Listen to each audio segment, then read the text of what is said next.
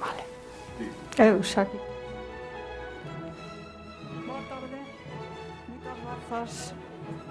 En primeiro lugar, aos tres relatores por aceptar o convite da Real Academia Galega para falar nestes simposios que estamos tendo sobre a figura das letras de 2020, Ricardo Carballo Calero, para falar sobre estudos sobre literatura, estudos literarios.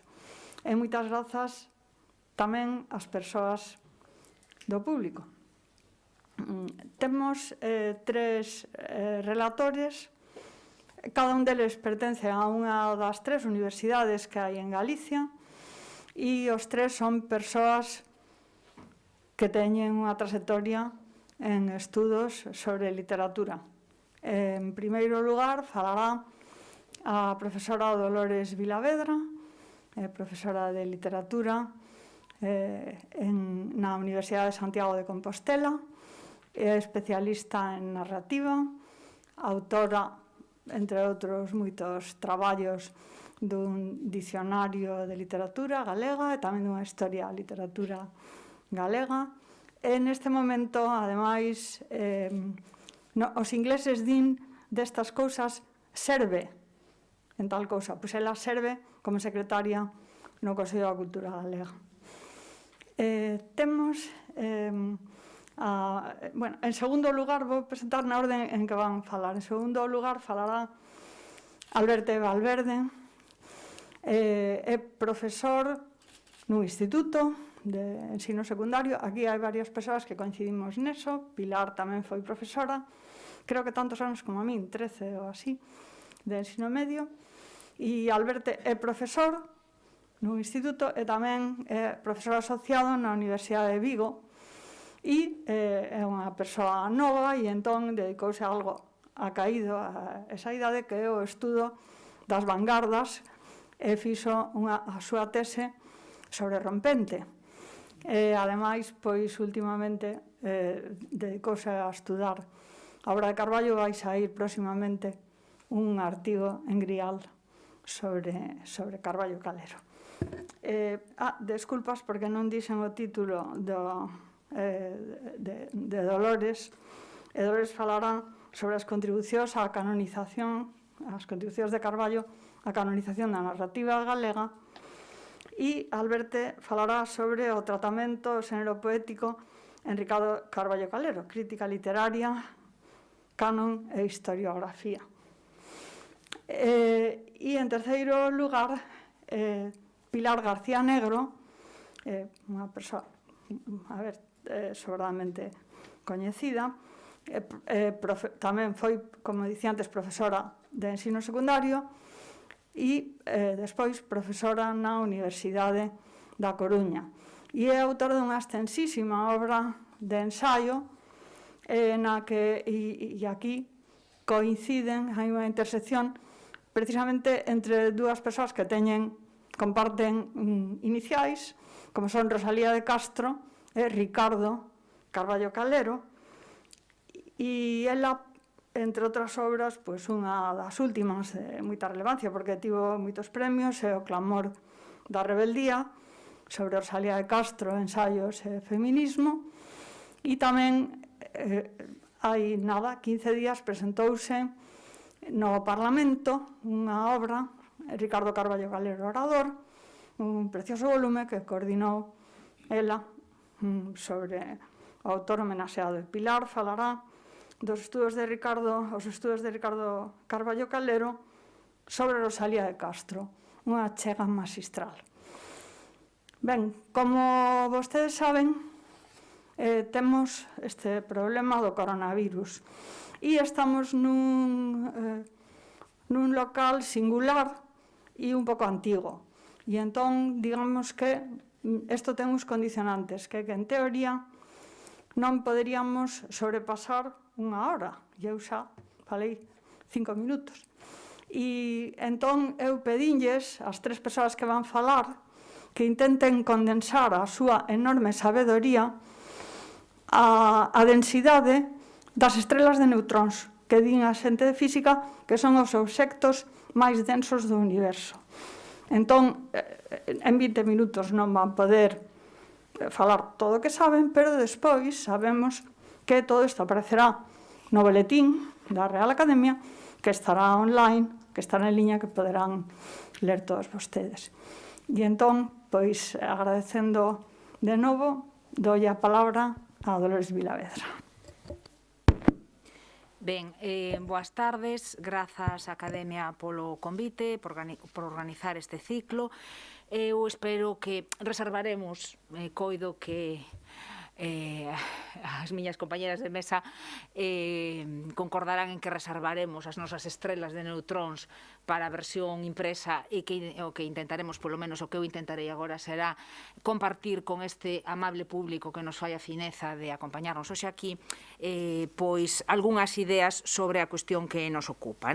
O interese da miña intervención, do meu estudo, é demostrar o escaso interese de Carballo pola narrativa ficcional, tanto na súa faceta de creador como na de investigador, e tentar avanzar algunhas hipóteses explicativas desta actitude, alén das súas, por suposto, legitimamente subxectivas preferencias.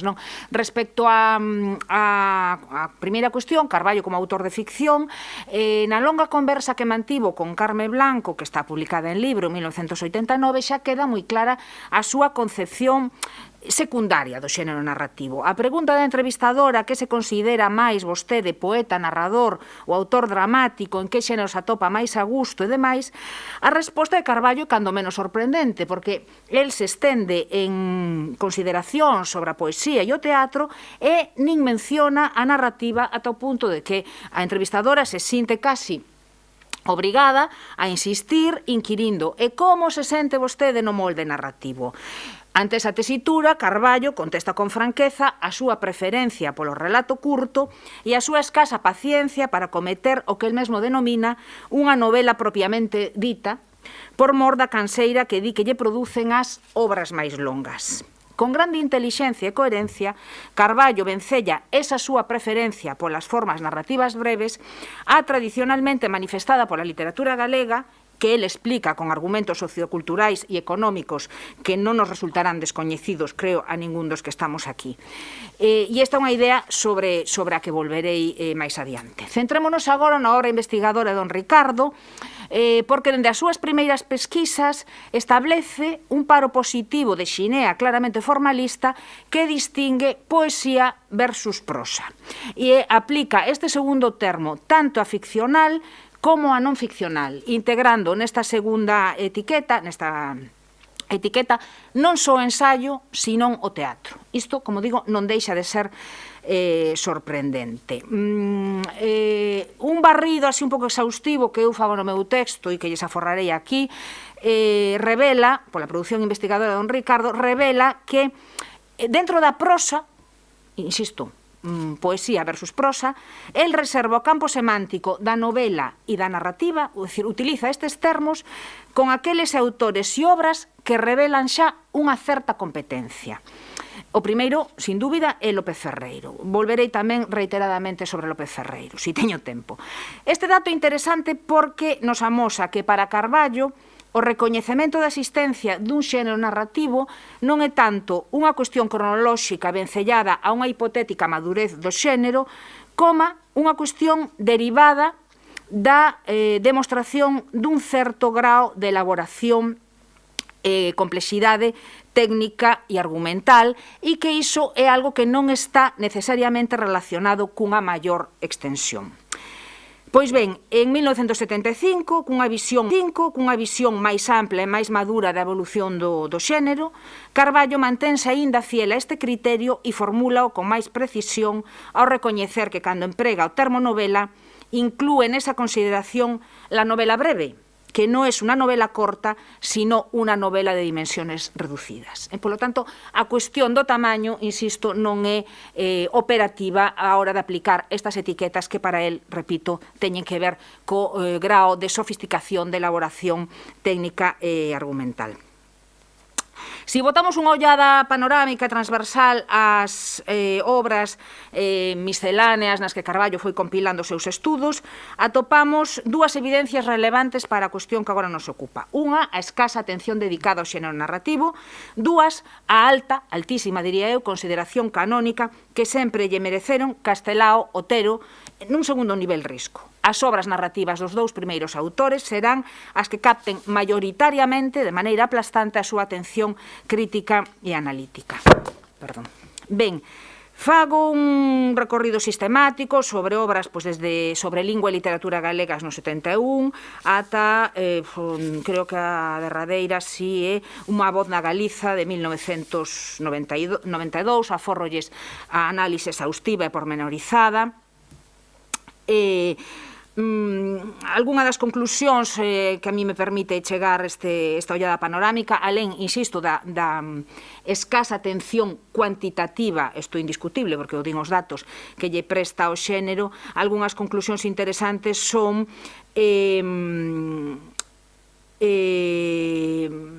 bueno, eu creo que unha consideración, se me permiten o adxetivo, secundarizada do xénero narrativo. Para Carballo, o xénero canónico da literatura galega é a poesía.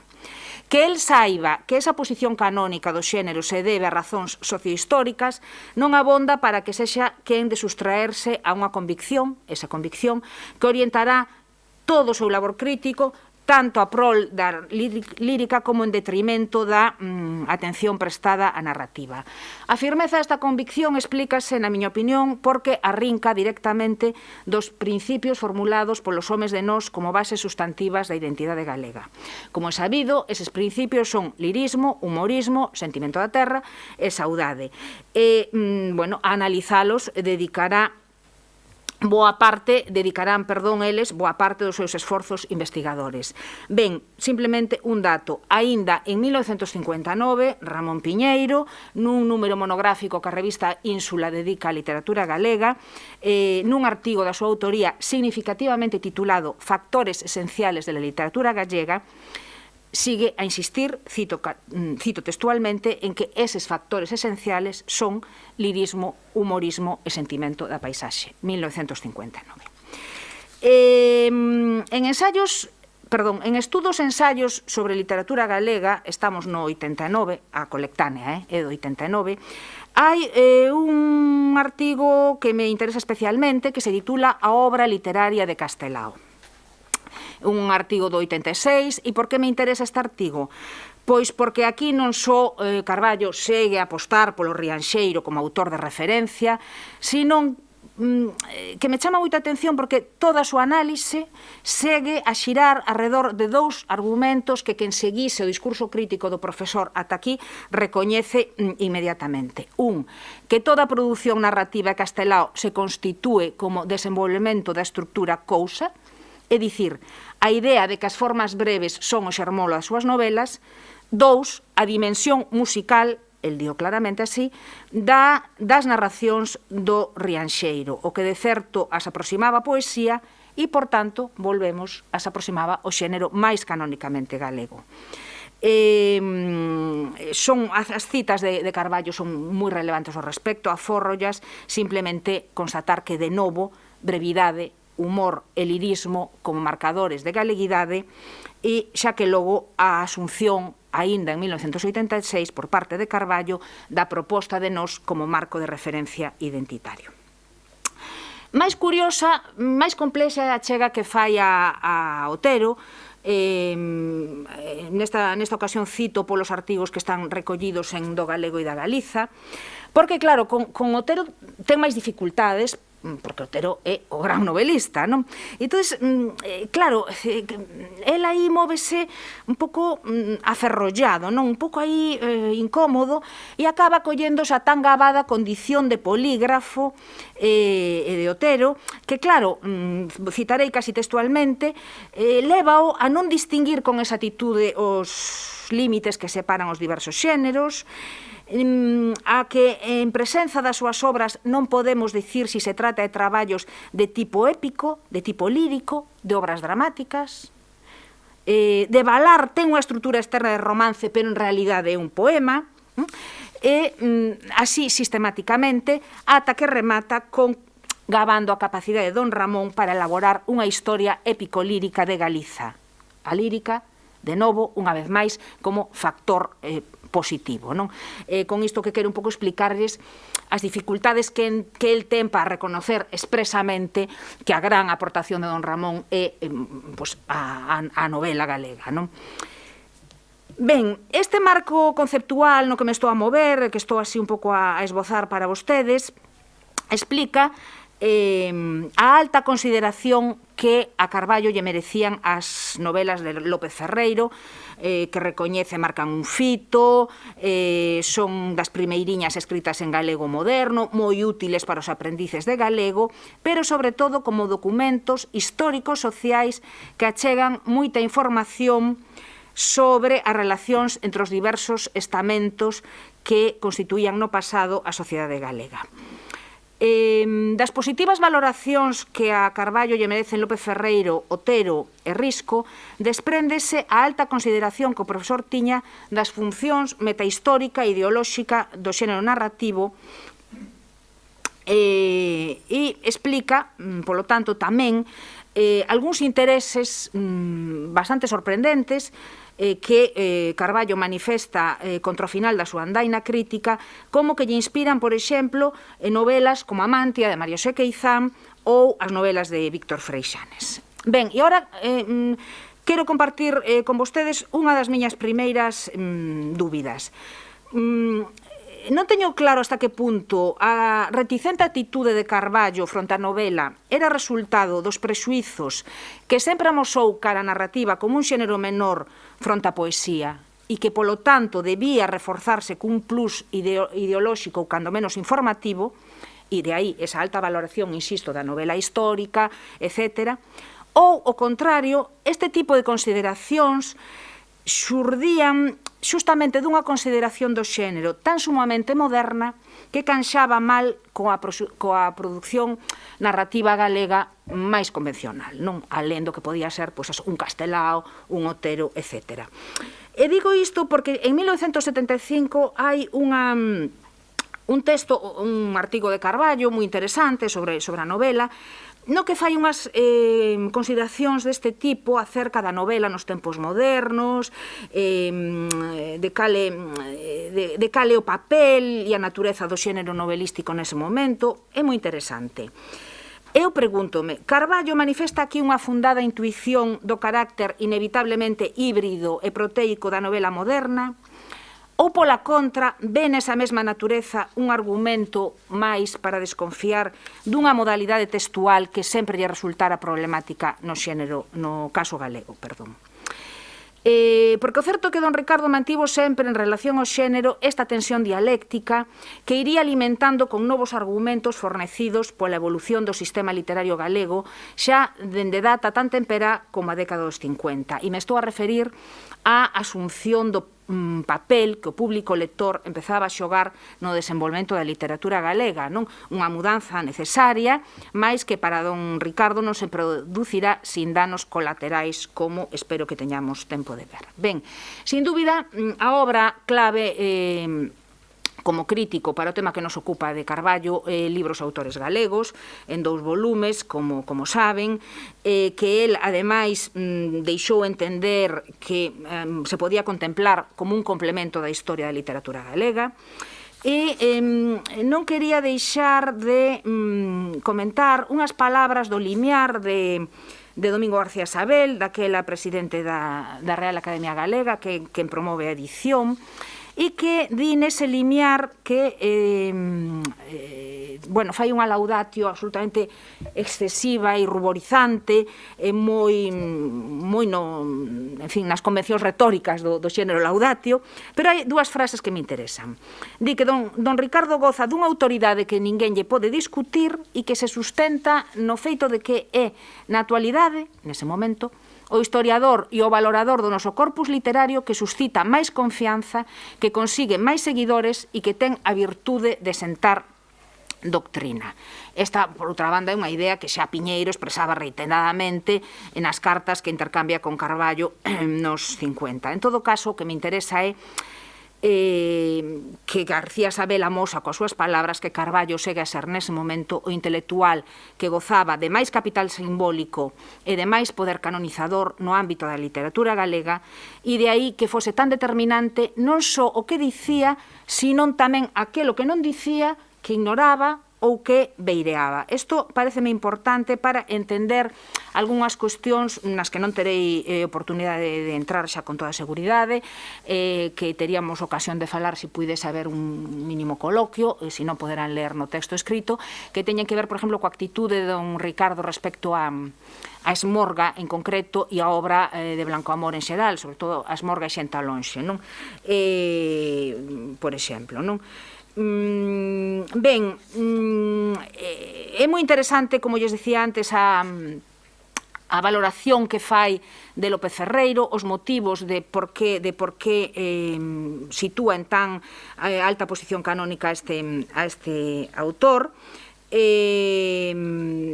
En todo caso, eu querería resumir a súa aportación en libros autores galegos con 2 conclusións. Unha, que, na miña opinión, Carballo desaproveita a oportunidade que esa escolma lle ofrecía para compensar o evidente protagonismo que na súa historia da literatura galega tiña a poesía fronte á narrativa, un protagonismo que xa vimos que se explica perfectamente polas súas conviccións en relación á xerarquía dos xéneros literarios galegos, tamén polo propio espectro histórico que abranga a historia da literatura, certamente. E a outra conclusión, así apresurada que tiro desta obra é que, malia ser a súa obra fulcral, como crítico, na miña opinión, aí Carballo non é quen de distanciarse da súa concepción da historia literaria como procedimento de ordenación dunha xerarquía autorial e de formulación dun canon. No relativo á narrativa, desde esta perspectiva, o extenso labor crítico de Carballo non modificará a súa proposta canónica inicial, nin os criterios nos que a sustenta sempre ata o final dos seus días. Mais, algunhas certeiras intuicións propias dun crítico experimentado que manifesta contra o final da súa andaina e que parecen anunciar un posible cambio de rumbo nas súas preocupacións e prioridades estéticas, isto ponse tamén de manifesto, na miña opinión, na resolución formal pola que opta na súa derradeira novela Escorpio fronte á primeira. Ben, gustaríame falar, pero non vou ter tempo e, polo tanto, vou pasar moi por riba, porque lle prometín a moderadora e me quedan 2 minutos, non? Cantos? 3, estupendo. Creo que unha cuestión que é interesante, e quizáis con isto podería rematar, como digo, quero insistir nesa capacidade de adaptación e de evolución de Carballo, sendo fiel aos seus principios estéticos, para el o top, por decirlo así, foron sempre Castelao e Otero, e claro, para calquera novelista resistir a comparación con calquera destas figuras é complicado. Pero eu creo que ele amosou sempre moita cintura e moita capacidade de valorar as novidades técnicas da xente nova, valorou a obra de Xoana Torres, valorou a produción da nova narrativa galega, valorou, aínda que no meu texto hai un epígrafe que se titula O caso Mourullo, eu creo que valorou ben e positivamente a obra de Mourullo. Outra cousa é que o ego de Mourullo quixese máis, non? Pero o que casi a parte máis interesante para min desta última reflexión que quero facer sobre Carballo é a cuestión do decoro. E utilizo unha palabra que utiliza el. Para Carballo o decoro era un elemento de valor estético, de valoración estética. Claro, isto é complicado, non? Porque fai que esa fina intuición e ese fino criterio crítico que el tiña, ás veces como que se entrevera cos seus prexuizos, digamos, ideolóxicos, e que se ve, digamos, que o seu talento crítico se ve como coutado e distorsionado por esa cuestión. O criterio do decoro, que ademais, en parte el e en parte, digamos, a crítica coetánea disfrazaría de prexuízo lingüístico. É dicir, eu creo que algúns textos que eu comento por aquí o demostran. O problema que el ten ante Asmorga non é tanto unha cuestión de uso do galego, uso verosímil ou non e demais, como de decoro. E el utiliza, insisto, esta expresión que lle pasa o mesmo con Cunqueiro, pasalle en concreto con Merlín, non? E que se manifesta, bueno, pues como moi incómodo pola falta de decoro, polas expresións groseiras, perdón, coas crónicas do Sochantre, non con Merlín, e volverá, fixadevos, en data tan serodia como 1980, ante unha obra como A nosa cinza de Xavier Alcalá, volverá a poñer en riba o argumento do decoro, esta vez para valorar a obra positivamente, xustamente, non? Por lo tanto, eu creo que el disfraza de análise lingüística o que son meros prexuizos ideolóxicos, tanto no relativo á moral como mesmo a manifestación dun certo clasismo. Remato xa, Marilar. A cuestión do clasismo, onde aparece? Pois aparece no momento en que Carballo pon en riba da mesa iso que eu decía antes, aquelo que nos 80 nos parecía que estábamos descubrindo a pólvora cando decíamos a necesidade de ampliar os leitores e de gañar novos leitores, a novela popular e bla bla bla. Isto xa o di Carballo antes e el xa o ten claro. Pero por que o ten claro e por que el reclama esa ampliación da base lectora galega? E remato con esta idea. Pois non por unha cuestión de democracia cultural e demais, senón, poderíamos ler quizáis algunha das súas citas, e remato con isto, por unha cuestión en parte, como decía eu, dun certo elitismo, non? Ou clasismo. O disfrute de certas refinadas belezas exixe un certo capital intelectual. O número de leitores en galego debe ampliarse mediante o fomento dunha literatura popular que satisfaga as modestas exixencias das persoas de mediana ilustración. Aínda que isto importe pouco a arte, importa e moito a hixiene social. Só unha xenerosa abundancia de literatura barata pode sustentar con seguridade a existencia dunha literatura cara. En todo caso, de novo, a literatura, o estudo da literatura como articulación, unha vez máis, dunha xerarquía textual e autorial. Ben, remato, porque isto sería interminable, intentei aterme o tempo, grazas pola súa atención.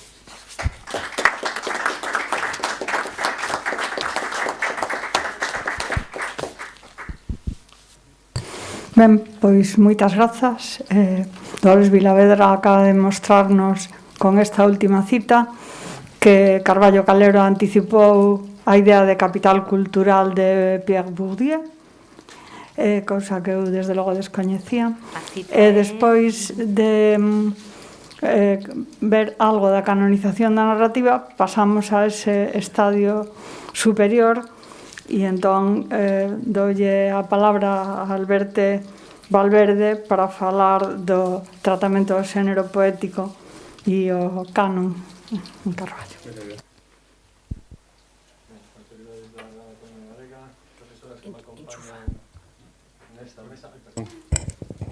Estimadas donas e cabaleiros do público, antes de máis nada, quería agradecerlle á Real Academia Galega o convite para participar neste simposio Ricardo Carballo Calero. Especialmente quería mencionar a figura do seu secretario, o profesor Enrique Monteagudo, pola oferta que me realizou para poder estar nesta insigne sala. A orixe deste traballo que presento aquí remontase non moi lonxe cronolóxicamente. Nesta primavera de 2020, en plena pandemia pola COVID, a editorial Galaxia ofreceume escribir unha reseña para a revista Grial, verbo da reeditada Historia da Literatura Galega Contemporánea cunha liberdade total na súa extensión. Cando comezo a traballar sobre o texto, atópome cun gran buque que trace a historia da nosa literatura. Nun inicio, comezo a mergullarme nos diferentes epistolarios, Otero Pedrallo, Piñeiro, Luis Xoane, Neira Vilas, Francisco Fernández del Riego, etc. E confirmo como esta grande e xeral historia, que como a califica Otero nunha carta ao propio Carballo, é o traballo dunha vida. De forma paralela, comezo a ler a obra viva deste buque e atópome cun prólogo absolutamente descoñecido. Se ben este manual era o máis frecuentado polos estudantes de Filoloxía Galega na hora de realizar traballos, recoñezo que xusto este adro sempre pasou desapercibido. Aquí atópame cun manual de historiografía que aínda mantén a súa operatividade hoxe. Ao mesmo tempo, cunha reflexión profunda do concepto de literatura galega e dos capitais simbólicos que se manexaron durante moitos anos e que apenas nas últimas décadas sofren unha transformación. Estou falando de conceptos como saudade, volgueis, clase media, primeiras veces que aparece o concepto clase media en ese adro de Carballo, historiografía, etc. Son revisadas de forma magistral polo profesor Carballo. Desta maneira, presento agora un análise no que se revisa este volume en contraste coa obra anterior. Así, marco como obxectivos estudar como concibe o oficio da crítica literaria, como se establece un canon para a poesía do primeiro cuartel do século XX e como entende a historiografía. Ben, existe un Carballo Calero que inicia o seu traballo cando acusa estudos na Universidade de Santiago de Compostela.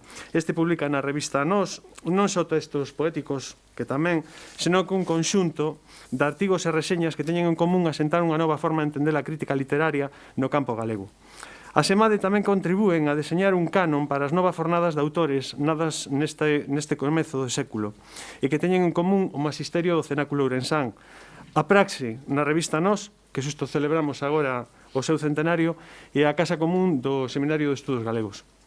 Carballo deseña artigos que camiñan na revisión da produción poética dun ano concreto. Os dous primeiros que atopamos na revista Nós, en concreto revisa o ano 1961, que é unha conferencia que dá inaugurando o curso académico en 1961, e unha revisión tamén que el fai do ano 32. Tamén hai un artigo especializado no que focaliza a poesía de Bouza Brei e hai outro artigo, por exemplo, justificativo dun tipo de poesía que ten no Volgueis ou a raza a súa razón de ser. Estou falando do artigo sobre Robert Burns e o Diaño. Especial cuidado considero que se debe presentar a un artigo en concreto, a xeneración de risco. Aquí asistimos a unha laudatio do traballo realizado polos autores inadaptados, mas tamén se debe ler como un texto que busca xa un posicionamento no campo de forma autónoma no confronto xeracional, de por parte dun grupo de autores mozos que buscan un lugar de seu. Deste xeito detecto nas dinámicas do campo tres firmas críticas que se distancian dos postulados de risco. Por orde cronolóxica sería Augusto María Casas, Carballo Calero e Francisco Fernández del Riego.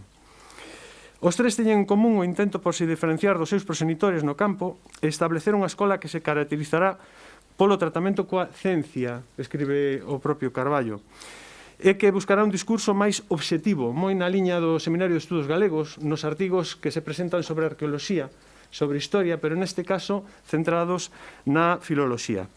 Desta maneira propoñen un novo canon que distinga a época das irmandades dos primeiros anos 20 do século, Noriega Varela, Cabanillas, mas neste caso non fala de Taibo, como si o fai Risco. Os novocentistas, aqueles que asumen a vanguarda dentro dos postulados de Risco, en concreto que asumen o texto prolegómenos a unha estética futura. E aí aparecen dous nomes en concretos, que son Amado Carballo e Manuel Antonio. E tamén Eusenio Montes, que despois desaparece nos seguintes artigos. Por exemplo, na historia da literatura, Eusenio Montes vai ficando máis diluído. E o seu grupo, o que Carballo definirá como escritores do Seminario de Estudos Galegos, os cales asumen a vanguarda para adaptar a un novo nacionalismo literario. E cando digo nacionalismo literario, estou me referindo ao concepto desenvolvido nos traballos de González Millán. A crítica literaria transfórmase na sección Os homes, os feitos e as verbas da revista Nós. Se ben nos anos 20 o director literario da revista Nós marcaba os hábitos de escrita neste sentido, nos anos 30 os novos autores propoñen unha revisión da mesma. Carballo, tal como apunta tamén Carmen Blanco nun artigo de Engrial de 1983, no que foi unha revisión da escrita crítica de Carballo, asenta a súa escrita nun tipo de texto que busca a esencia dese nacionalismo literario. Galeguismo, di Carmen Blanco. E da filoloxía como ciencia rigorosa na hora de analizar o estilo e na explicación do texto a través do macrotexto do autor e tamén do contexto no que se insire a crítica literaria actual. Neste sentido, mesmo aposta por apuntar voces críticas que considera modélicas, como é o caso de dous críticos literarios do campo literario español, que son Gómez Vaquero e Díaz Canedo.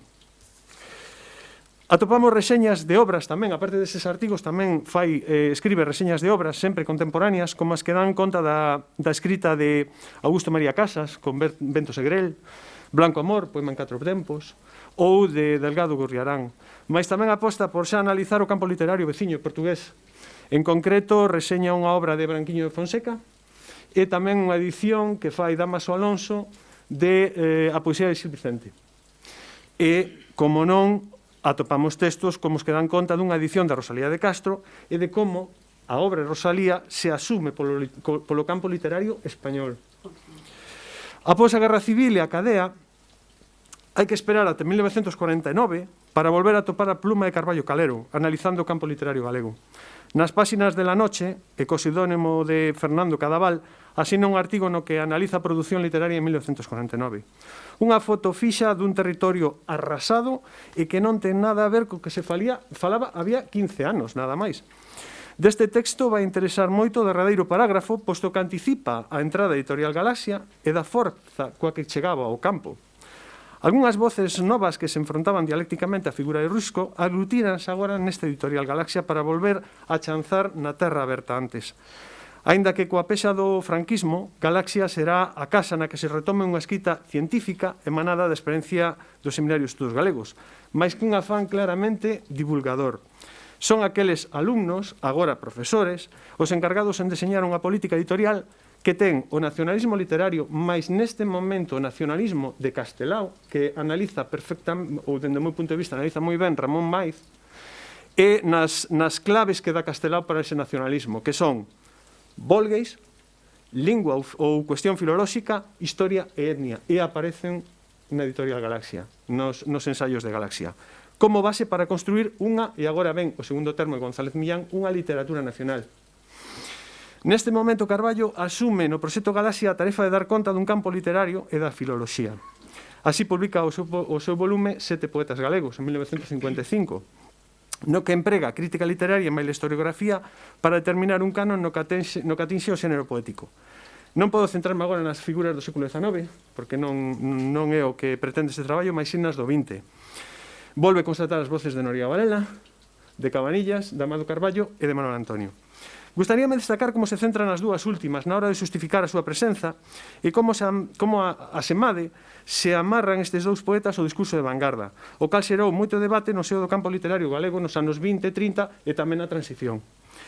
Agora, pasados os anos, vese como Amado Carballo crea unha escola após o seu pasamento, unha escola que o Ferrolán denomina como neorrománica, ás veces tamén denomina como neorromántica, e que co paso dos anos pasou a coñecerse máis como ilozoísta, imaxinista, polos seguintes historiadores. Paralelamente, acomete a figura de Manuel Antonio. Critica a Carballo como certo sector do campo literario se aproveita deste nome para buscar un discurso falsamente universalista e que non traballo cos repertorios galegos. Carballo vai reformular a figura de Manuel Antonio, sobre todo na súa historia da literatura galega, cando reedita en 1979 e 81, e claro, ten en conta todo o expolio que acaba de sacar García Sabel. Instalado xa no tempo da represión franquista, Carballo... Sete poetas, ao igual que outros volumes centrados na figura de Rosalía e da saudade, servirán como anticipo da edición de 1963 do primeiro tomo da historia da literatura galega contemporánea, aquela que, como lle di en carta a Luís Seoane, o hipotecou de por vida, hipotecou no traballo, claro. Este volume, a cada súa edición definitiva nos anos 70, tirado para o ano 75, e tamén ampliada, como acabo de dicir, no ano 79 e reeditada no 81. Trátase dun volume dunha obra que ocuparía o traballo de Carballo até a súa reforma e saída da universidade. Desta forma, non só aporta unha historia da literatura, senón que vai máis alá. Establece as bases da historiografía literaria até os nosos días, posto que as novas historias que veñen despois asumen este traballo e apenas varían algún dato ou para nada as etapas en sí.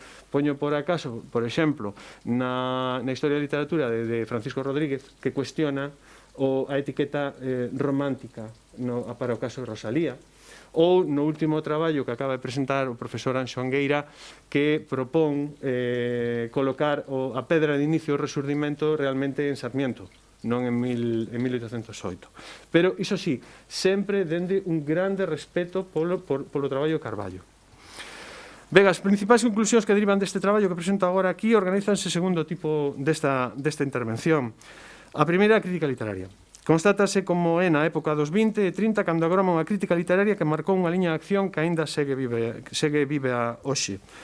A crítica formulada na revista Nós, nun principio era unha simple montra ou escaparate de produción literaria da época. O principal asente literario neste momento iniciático é Vicente Risco. Por este motivo, a escolla que realiza Ourensán é aquela que pretende focalizar certos capitais simbólicos ligados ao nacionalismo literario que se fragou a beiro das Irmandades da Fala e da revista Nós. Ben é certo que tamén existe outra crítica máis centrada na vanguarda que é a que leva adiante Baligay en revistas como Ronsel. No final dos anos 20 xorde un grupo de escritores dependentes da Universidade de Santiago e do Seminario de Estudos Galegos que se politizan. Por exemplo, hai un artigo de Augusto María Casas no que lanza a consigna de que nos anos 30 os poetas teñen que entrar en política. Deste xeito entra nos anos 30 cunha loita interna no campo por ver como se conciba a crítica literaria. Se ven nos 20 apenas deixo constancia de dicotomía Risco-Baligay, agora teníamos novas esferas, como por exemplo La Zarpa, cunha perspectiva máis agrarista, o director era Basilio Álvarez, con firmas como Augusto María Casas. Dentro de nós, os novos valores encarreiran o seu traballo de xeito pouco neumático, utilizando a terminoloxía de Risco, e un exemplo disto é Carballo Calero.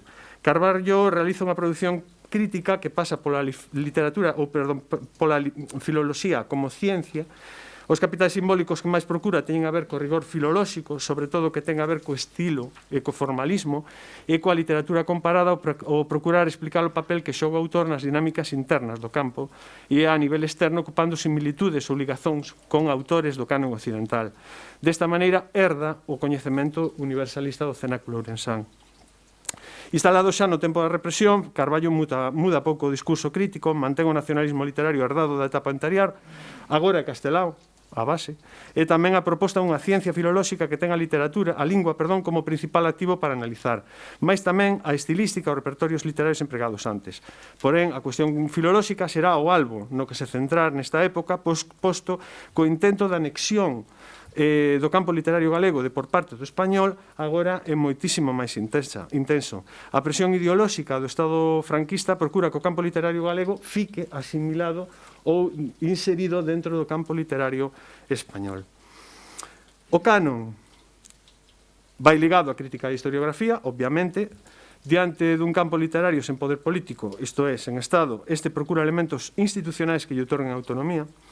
O galeguismo do século XIX creou a Real Academia Galega, as Irmandades, o nacionalismo literario, e nos anos 20 inviste moitos folgos abrindo pequenos espazos dependentes deste tamén, como pode ser o Seminario de Estudos Galegos, ou con maior autonomía, como é a revista Nós. E despois aparecería un terceiro elemento que me parece moi interesante, que se cita moito nestes textos iniciais, que é Ultreia. E Ultrella, ben, todos sabemos de que acabou derivando, non? Nas mans de Álvaro de las Casas, pero Ultrella simboliza o didactismo. E agora concíbase con moitísima maior forza a idea de servir de elo de unión coas novas xeracións, que é algo que Carballo sí que ten moi presente.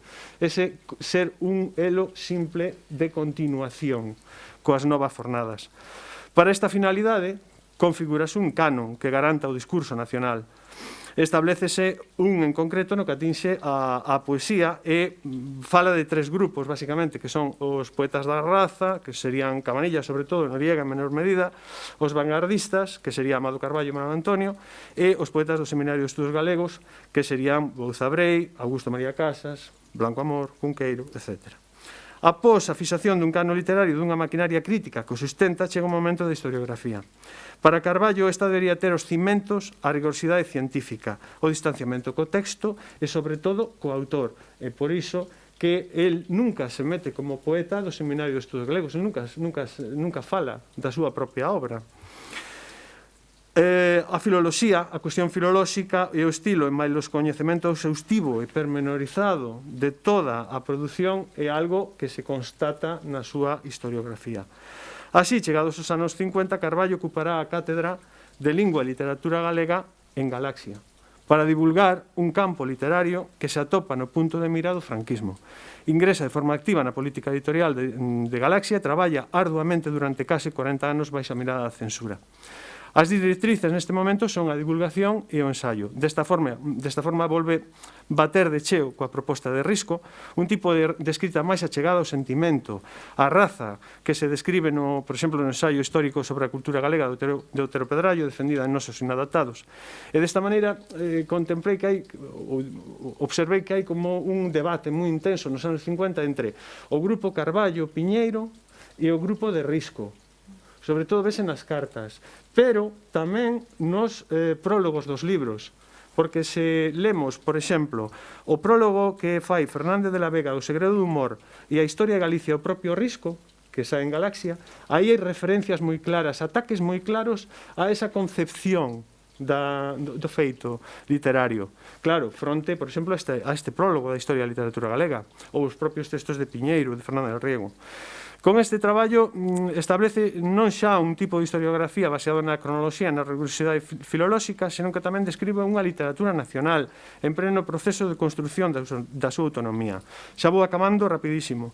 Xa para finalizar, gustaríame focalizar como co traballo do profesor Carballo Calero podemos diferenciar claramente os dous conceptos que González Millán tanto tratou nos seus escritos, o nacionalismo literario e a literatura nacional, dous conceptos distintos, é o que di o profesor. Considero que na obra de Carballo están as bases que diferencian estes dous conceptos e explican como primeiro se asimila o nacionalismo literario, ora como produtor, ora como analista, porén, e despois como afirma na súa teoría González Millán, cando se configura unha literatura nacional propia ou, permítanme a metáfora, ou vacina que busca a autonomía do campo. Falamos dunha fase 1, que é a crítica literaria, unha fase 2, que é o establecemento dun canon que sempre pode ser mutable e pode obedecer ás diferentes análises, e unha fase 3, que é a historiografía. Ben, xa rematei, fun moi rápido, sinto moito, pero que por cuestión do tempo, pois nada, moitísimas grazas.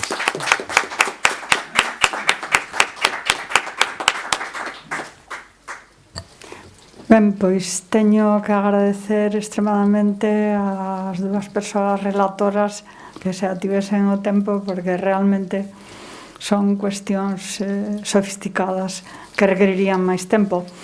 Nesta escala hierárquica que comentaba ao principio Dolores Vilavedra, da narrativa pasamos á poesía e da poesía pasamos ao chanzo máis alto no canon da literatura galega, que é Rosalía de Castro, e entón Pilar García Negro vai nos falar dos estudos de Ricardo Carballo Calero sobre Rosalía de Castro.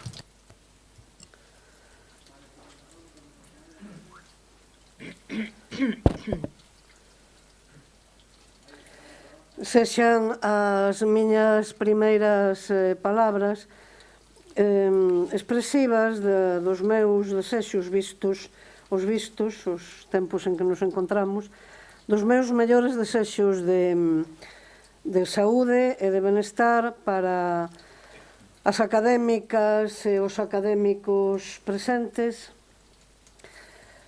para a miña compañeira e o meu compañeiro de mesa, e naturalmente para todas e todos vostedes, o público que xentilmente nos acompaña hoxe.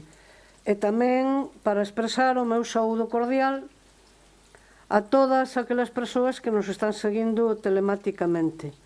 Vou adiantar, se as membros e os membros desta institución mo permitiren, así vou adiantar un desexo, e que oxalá á vista da edición destes nosos contributos, destas nosas comunicacións, poda haber para o ano próximo, xa cos textos publicados, pois un debate que eu coido que debe ser in situ a calquer modalidade ou a calquer produción cultural.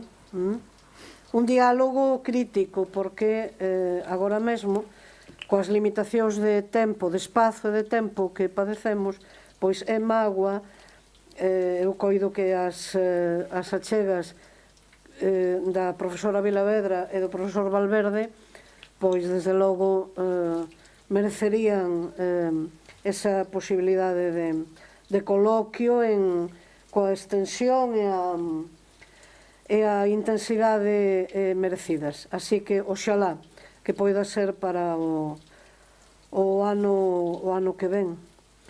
Pois ben, Ricardo Carballo Calero aúna na súa personalidade a condición de escritor de creación e a de científico. Ambas dimensións revélanse óptimas para o tratamento rigoroso e innovador de Rosalía de Castro, como grande escritora galega e universal. Ela é tratada como un clásico e como a creadora da literatura galega contemporánea. Unha intelectual, subliño este sustantivo, unha intelectual ao servizo da lingua da patria galega, cuxo talento artístico e audacia innovadora aprofundan nas máis trascendentes preguntas da condición humana, da trascendencia e do sentido da historia. Carballo Calero é o autor primeiro e primordial en abordar a investigación rigorosa e integral, subliño tamén estes adxetivos. Hai un rosalianismo previo, obviamente, cunha parte de grande valor, claro está, mesmamente como testemunhal. Ora ben, a investigación rigorosa e integral da obra da escritora. Labor que callou na súa tese de doutoramento, no discurso de ingreso na Real Academia Galega, na historia da literatura e en centos de colaboracións xornalísticas e discursivas, con particular incidencia no ano 1985, en que se conmemorou o centenario do falecemento de Rosalía de Castro. A dedicación rosaliana de Carballo Calero é constante ao longo de toda a súa vida. Todo canto se escreveu sobre a autora con posterioridade á achega de Carballo Calero parte inequívocamente desta base e deste edificio de hermenéutica rosaliana, que abre o camiño a semade a novas perspectivas de abordaxe e interpretación da obra da escritora, aspecto que tamén subliño, porque efectivamente foi moito receptivo sempre a novas iluminacións e a novas aproximacións sobre a obra da escritora. Por tanto, todo este conxunto de traballos, estudos rosalianos, autorízanos a falar na súa obra dunha auténtica enciclopedia, desde o formato académico de maior rango, como é a tese de doutoramento, até múltiplos contributos, estudos, artigos, desde os primeiros tempos que evocaba o profesor Valverde na revista Nós, por exemplo, colaboracións poéticas tamén, até a fin dos seus días. O derradeiro artigo que Carballo entrega en concreto ao profesor Luís García Soto, profesor de Filosofía da Universidade de Santiago de Compostela, moi pouco tempo antes de falecer, no mes de xaneiro de 1990, vai ser publicado póstumamente na revista Renascença, na revista portuguesa Renascença, vai ser mesmamente un artigo sobre un capítulo que, segundo el, faltaría na novela El caballero de las botas azules. Ben, os profesores, os doutores Aurora López e Andrés Pociña, en concreto no último número da revista Follas Novas, da Fundación, mesmamente, que leva o nome da escritora, a Fundación Rosalía de Castro, rexistan un cento prácticamente de entradas de estudos ou colaboracións directas de Carballo Calero sobre Rosalía de Castro. Mais ben, claro, temos que nos centrar xa no inicio da segunda metade, situármonos no Ecuador do século XX e, por tanto, no inicio da segunda metade desta centuria. Entón, aí, claro, hai a mención, o estudo rosaliano cobra ou adquire un outro valor moito máis intenso porque, naturalmente, estamos nunha damnatio memoria reforzada pola segunda ditadura do século XX, da cal é vítima o propio autor, e, por tanto, valoramos aínda máis ese esforzo de fe e de perseveranza realmente salientáveis nunha obra, en retomar unha obra de amor e de servizo a Galiza, abruptamente interrompida pola Guerra Civil Española e polo seu desenlace. Entón, aí vou agora sinalar os fitos, o que xulgo que son os fitos principais desta viaxe ou deste longo itinerario rosaliano ou rosalianista. O primeiro é un volume editado pola nova, daquela novísima Galaxia, en 1952, titulado Siete ensayos sobre Rosalía. O estudo de Carballo Calero titúlase Arredor de Rosalía e destaca claramente no conxunto, porque o libro en sí, que convoca no seu elenco elementos galegos, portugueses, de fonte literaria, artística, filosófica, proba da centralidade que se lle concede, claro está, a escritora, pois no estudo, digo, de Carballo Calero, imos asistir realmente a un prototipo de traballos posteriores. Son 23 páxinas, 18 subcapítulos, e aí temos en xerme unha tese sobre Rosalía de Castro, un sumario, un primeiro guión ou esquema. Entón, hai novidades que convén termos en conta. Primeiro, a razón non sensibleira, non sentimentaloide, senón unha razón críticamente explicada da ecuación Rosalía de Castro-Galiza.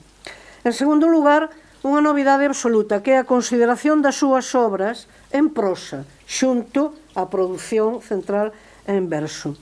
En terceiro lugar, a estima da revolución métrica que acomete a escritora, a riqueza temática e, por suposto, a análise dos grandes fitos da obra galega.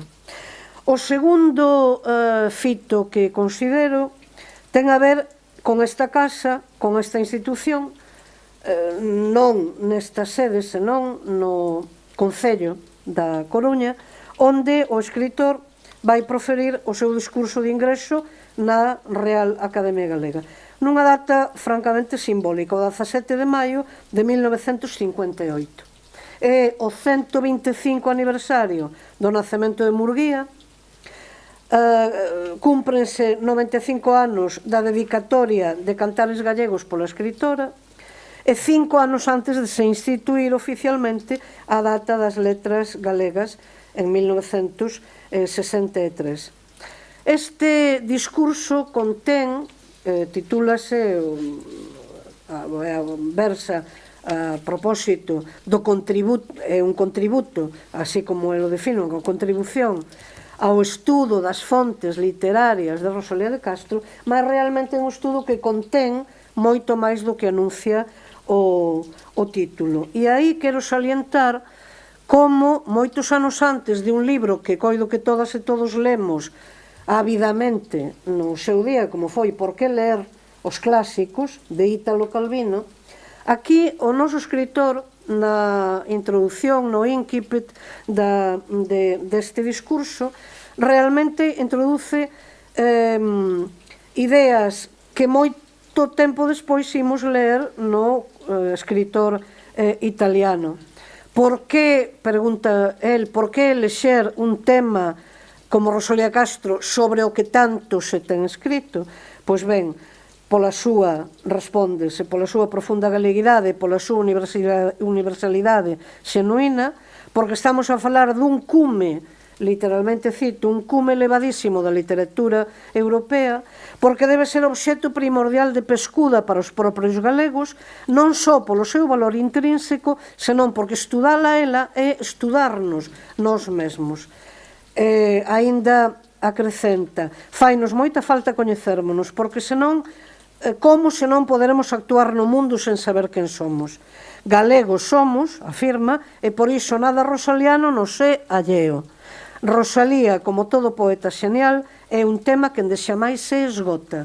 Ben, son argumentos un por un que imos ler con posterioridade no afamado, meritísimo, claro, escritor italiano, de valorización, claro está, e da necesariedade de coñecemento dos clásicos.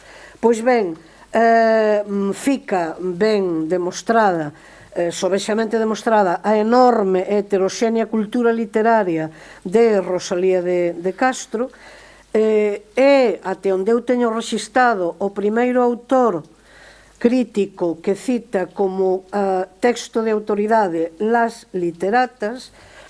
É definitiva tamén a súa aclaración a respeito de Bécquer. Podemos ter en conta que ese sentido apendicular ou ese seguidismo en tantas historias e manuais da literatura española a respeito do poeta de Gustavo Adolfo Bécquer chega realmente até os nosos días por anacrónico que nos pareza. E xa revela tamén neste discurso un elemento estilístico moito particular del, que é un seguimento, unha detección, por exemplo, entre Rosalía de Castro e Bécquer e Rosalía de Castro, diríamos exhaustiva, de ourive, de lupa, de influencias mutuas, outras epocais, outras directas pegadas de que el xulga que son en Rosalía de Castro de Bécquer, para despois, ao final, matar cunha frase rotunda calquer tentación que a leitora ou o leitor pudera ter de homologación ou de intercambio entre un e outra. Por exemplo, se me permiten a leitura no galego tamén dele da época. Hai, pois, en Rosalía metafísica, onde en Bécquer hai erotismo elexíaco, pensamento onde no Sevillán música, autenticidade onde en Gustavo Adolfo sumisión aos convencionalismos sentimentais, forza onde nel hai esmaio. A poesía de Bécquer é indubidablemente máis doada. Mesmo cando quixo Rosalía no terreo da música, ensaiou con asombroso éxito orquestracións wagneriás que exixen un dominio de métrica que o andaluz non probou.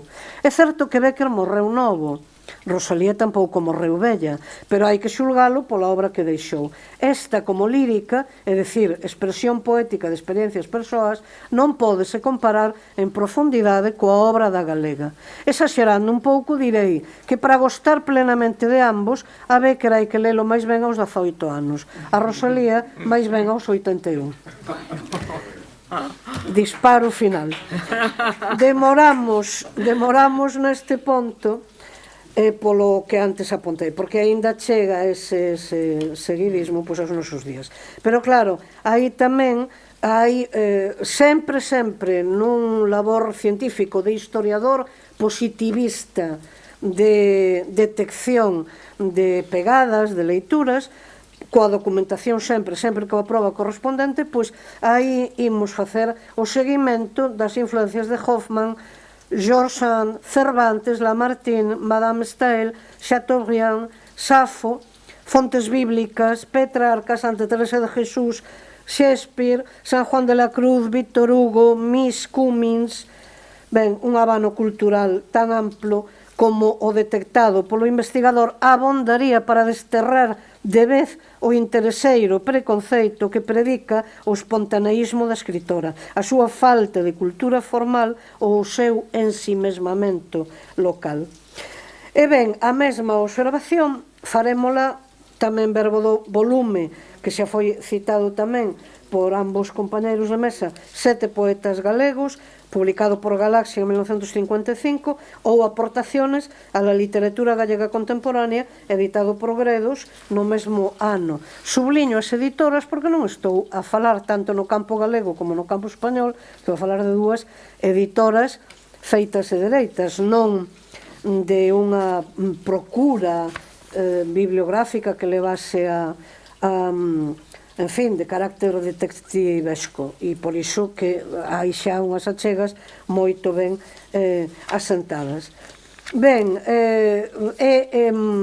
vou abreviar xa, é fundamental tamén a súa ollada da novidade absoluta, da madureza xa de certificado de literatura absolutamente consolidada, que significa a publicación de follas novas, e todo isto vai ter un desenvolvemento xa ao longo de 90 páxinas na súa magna historia da literatura galega contemporánea.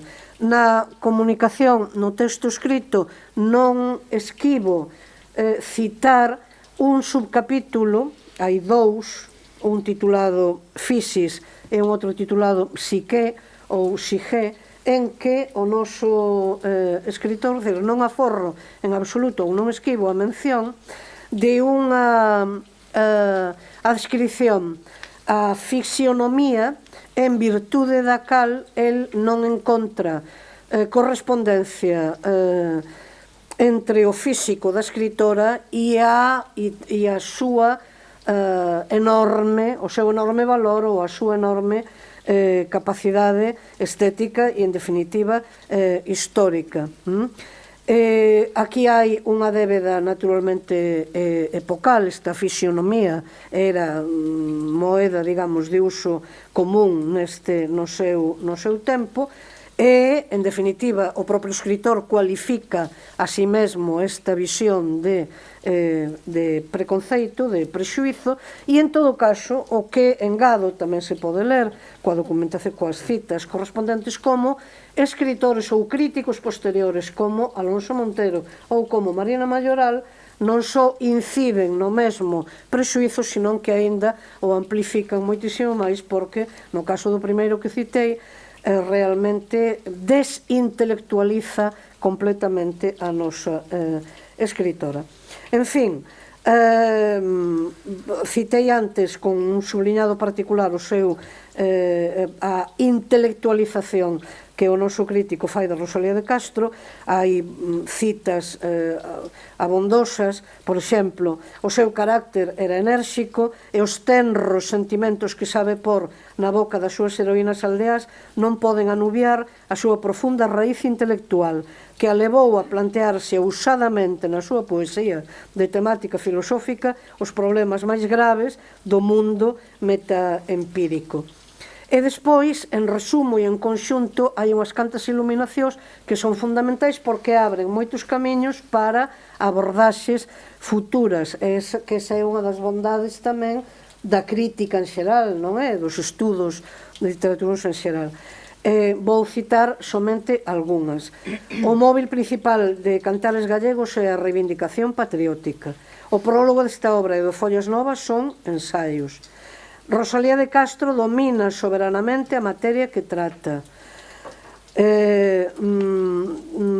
Non fai etnografía, senón realmente literatura perdurável a partir da súa intelixencia e dunha sensibilidade claramente excepcionais. É a súa unha poesía nacional no sentido de popular, unha poesía social, democrática, contemporánea, non é a dunha romántica rusoniana, nen a dunha filántropa, senón a dunha poeta profundamente imbricada na apoloxía do povo a que se sente pertencer. É, pois, corroborante da conciencia galega. Sobre a lingua, por exemplo, con todos os seus castelanismos, que pertencen a aquela sincronía do galego, claro, a lingua de Rosalía é extraordinariamente expresiva. Follas Novas, como xa dixen, supón a consagración definitiva da autora como poeta total, como simbiose, como fusión do vieiro do particularismo e o vieiro do universalismo. Chama tamén a atención en escrita en tempos absolutamente sensoriais, quer dizer, toda a obra debe ser sometida, esta e calquera, ao control da censura, como aborda con clareza a cuestión religiosa e como efectivamente di que non pode, como mesmo di que semella como se a escritora prefigurase a conclusión de Sartre de que o home é unha paixón inútil e de como non atopa, non construe unha teodicea en absoluto na súa poesía, senón un catálogo de preguntas trascendentes e das interrogantes máis abismáticas da condición humana. Ben, e finalmente como as innovacións métricas da escritora, a crenza segundo a cal foron inconscientes debe ser absolutamente desbotada. Hai unha vontade de estilo e de renovación que se debe asociar a súa liberdade de pensamento. É dicir, liberdade de pensamento en correlato coa liberdade métrica. Ben, xa antes indiquei unha dedicación até a fin dos seus días. Presidiu o Congreso dedicado ao Congreso Internacional Rosalía de Castro no seu tempo, en 1985, antes publicara estudos rosalianos, e claro, nesta derradeira época hai tamén, como en todos os casos, unha liberdade de expresión efectivamente meirande. El, nas obras memorialísticas en que é requerido para falar de si propio, pois di que se sentiu vocacionado de forma absolutamente imperativa e perentoria como galego, non só como estudioso da literatura galega, con paixón e ao mesmo tempo con rigor analítico ao estudo da obra de Rosalía de Castro. Concreto esta nunhas palabras do discurso de inauguración deste Congreso Internacional, que van figurar despois en algunha publicación del posterior e que extrañamente non figuran nas actas deste Congreso, mais que din así: se a súa voz ten servido aos galegos de lábaro reivindicativo e as súas innovacións en materia de pensamento e métrica afán unha figura capital na poesía hispánica do século XIX, a súa capacidade para exprimir os desexos e as dúbidas, as señardades e as angustias do ser humano, alén dos accidentes que configuran o noso documento individual de identidade, sitúana entre as grandes personalidades da literatura mundial, que se caracterizan por ternos legado unha mensaxe intelixible a todas as consciencias e traducível a todos os idiomas. Pois ben, na edificación, en definitiva, da cultura nacional actual e na normalización da lingua galega, compre construir aínda moitas e variadas estancias e compre fortificalas contra calquer intento de derruba.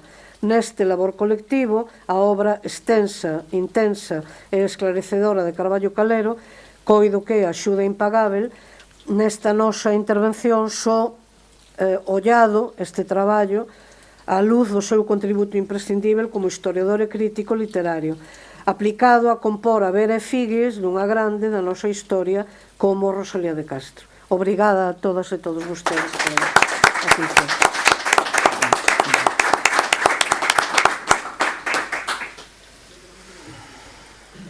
Pois unha vez máis agradecer o interese destes relatorios e tamén a capacidade de condensar e resumir.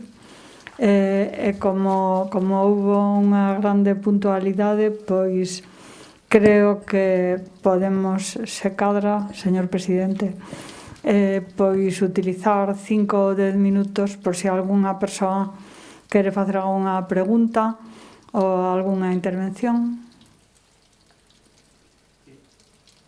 Sí. O micro, por favor, Yolanda.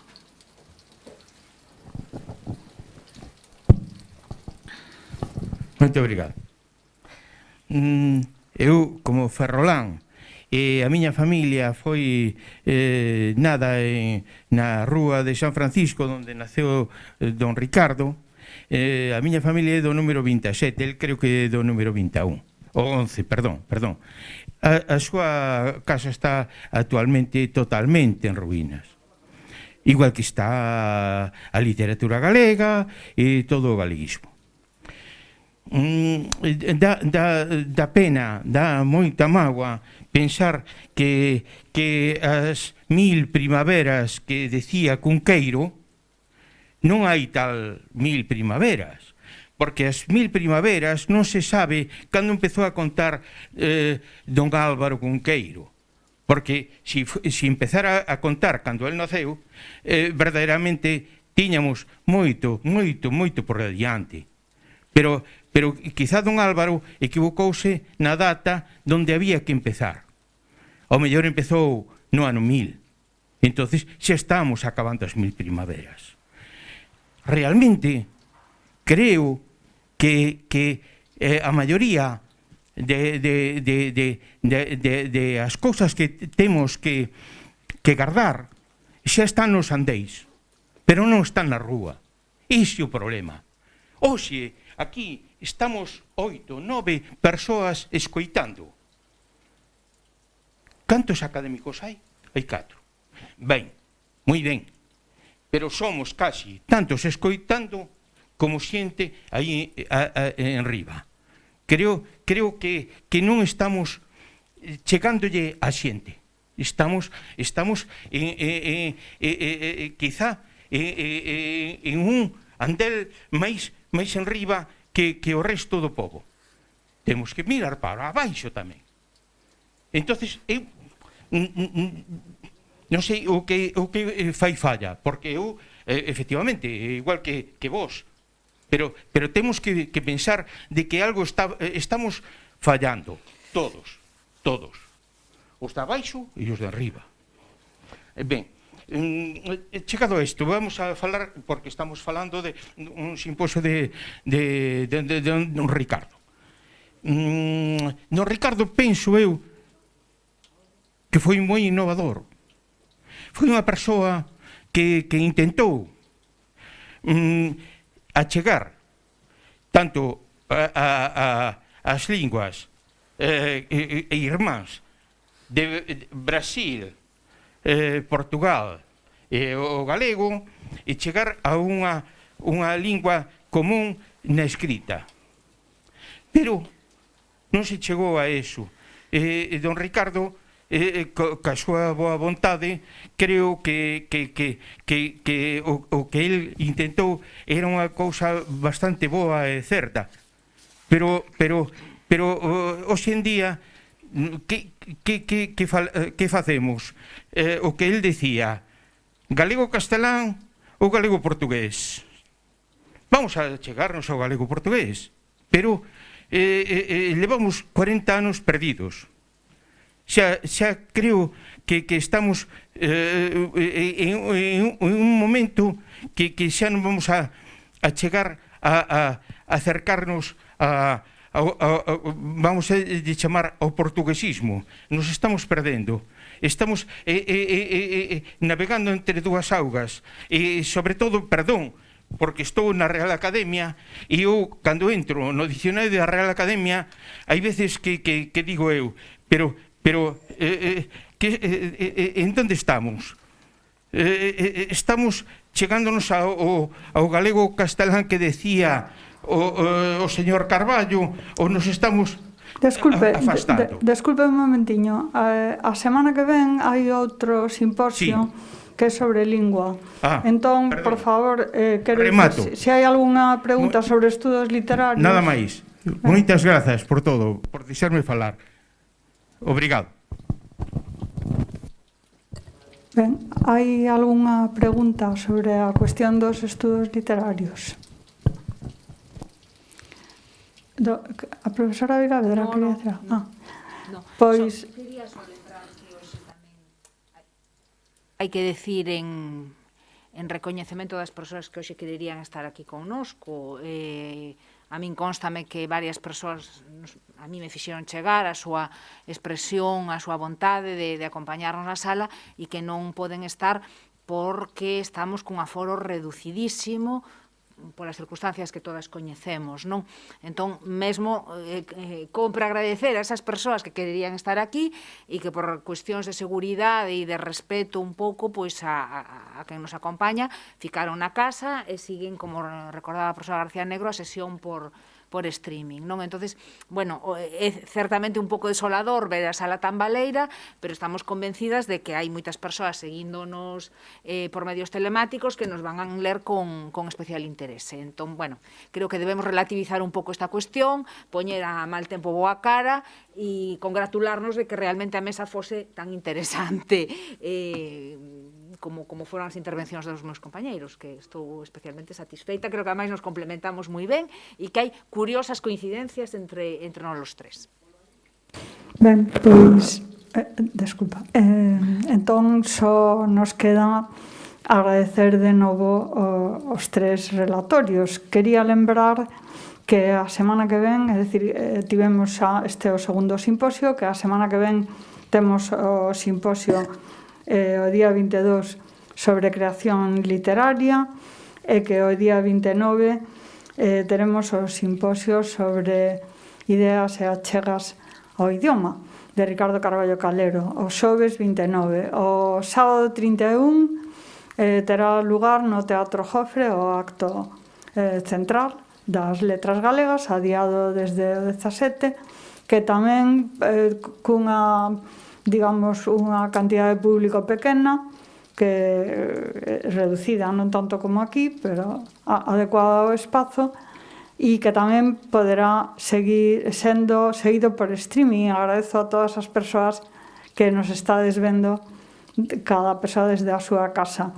E tamén quería dicir que ese día a Real Academia Galega editou o discurso de Ricardo Carballo Calero, o discurso de ingreso que se refería a profesora García Negro, que estará disponible a partir dese día.